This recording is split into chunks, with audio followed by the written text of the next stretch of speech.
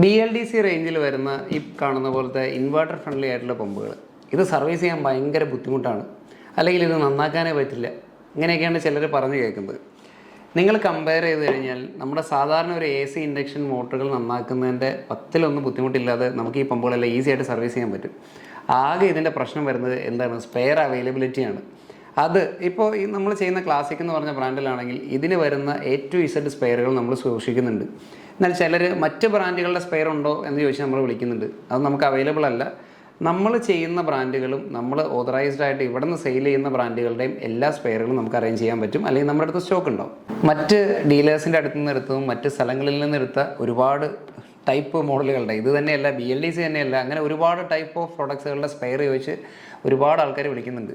ഇതിലേറ്റവും ബുദ്ധിമുട്ടുള്ള കാര്യം സ്പെയറുകൾ സൂക്ഷിക്കുക അല്ലെങ്കിൽ സ്പെയറുകൾ അറേഞ്ച് ചെയ്യുക എന്നുള്ളതാണ്. അപ്പോൾ നമ്മുടെ കസ്റ്റമേഴ്സിന് വേണ്ടിയിട്ട് ഇവിടെ മാക്സിമം സാധനങ്ങൾ നമ്മൾ ചെയ്യുന്ന പ്രൊഡക്ട്സിന് മാക്സിമം സ്പെയറുകൾ ഇവിടെ അറേഞ്ച് ചെയ്യുന്നുണ്ട്.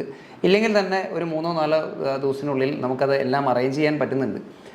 പല പ്രൊഡക്റ്റുകൾക്കും ഇന്ന് ഫേസ് ചെയ്യുന്ന ഏറ്റവും വലിയ ബുദ്ധിമുട്ട് സ്പെയർ ഇല്ലായ്മയാണ്, അല്ലെങ്കിൽ പല ഡീലേഴ്സിനും അത് അറേഞ്ച് ചെയ്യാൻ പറ്റുന്നില്ല എന്നുള്ളതാണ്. അപ്പോൾ ഈ ഒരു കാര്യത്തിൽ നമ്മൾ വളരെ സ്വാർത്ഥരാണ്. നമ്മുടെ കസ്റ്റമേഴ്സിന് സ്പെയർ കിട്ടാതെ വരരുത് എന്നുള്ള ഒരു നിർബന്ധ ബുദ്ധി നമുക്കുണ്ട്. അതുകൊണ്ട് തന്നെ എല്ലാ സ്പെയറുകളും കഴിവുന്നത് നമ്മളിവിടെ ചെയ്യുന്നുണ്ട്, അല്ലെങ്കിൽ അറേഞ്ച് ചെയ്ത് കൊടുക്കുന്നുണ്ട്.